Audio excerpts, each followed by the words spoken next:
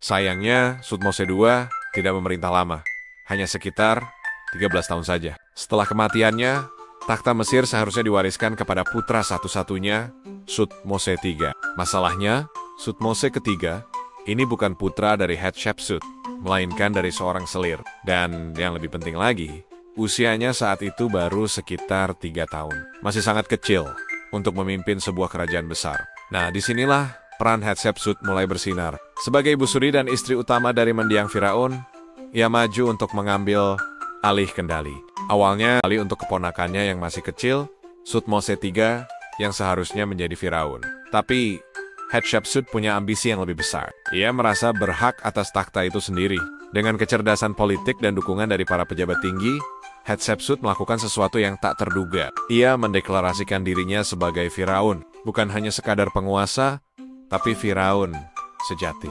Untuk memperkuat legitimasinya, ia bahkan mengadopsi semua simbol kekuasaan Firaun pria. Mengenakan pakaian laki-laki dan janggut palsu yang ikonik itu, ini adalah sebuah pernyataan kekuatan yang mengguncang seluruh Mesir. Tahannya, Mesir mengalami zaman keemasan. Ia membangun kuil-kuil megah yang keindahannya masih bisa kita saksikan hingga hari ini. Seperti kuil Deir el-Bahari yang menakjubkan. Tak hanya itu, ia juga seorang visioner dalam perdagangan.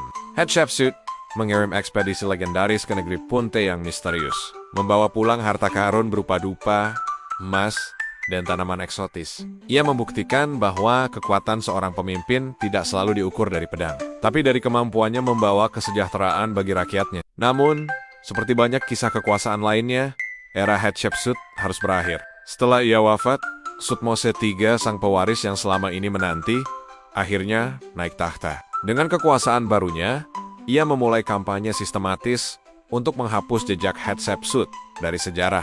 Patung-patung megah yang pernah berdiri gagah dihancurkan berkeping-keping. Namanya dipahat ulang dan dihilangkan dari dinding-dinding kuil dan prasasti. Seolah-olah, Firaun wanita ini tidak pernah ada. Meskipun ada upaya besar untuk melupakannya, sejarah punya caranya sendiri untuk mengingat. Berabad-abad kemudian, para arkeolog modern dengan sabar menyatukan kembali kepingan puzzle yang hilang. Mereka berhasil mengungkap kembali kisah hidupnya yang luar biasa. Hatshepsut, Firaun wanita yang berani dan visioner, kini bangkit kembali dari bayang-bayang sejarah. Kisahnya menjadi inspirasi abadi tentang kekuatan, ambisi, dan warisan yang tak akan pernah bisa sepenuhnya dihapus. Terima kasih sudah menonton. Jangan lupa subscribe untuk kisah-kisah menarik lainnya.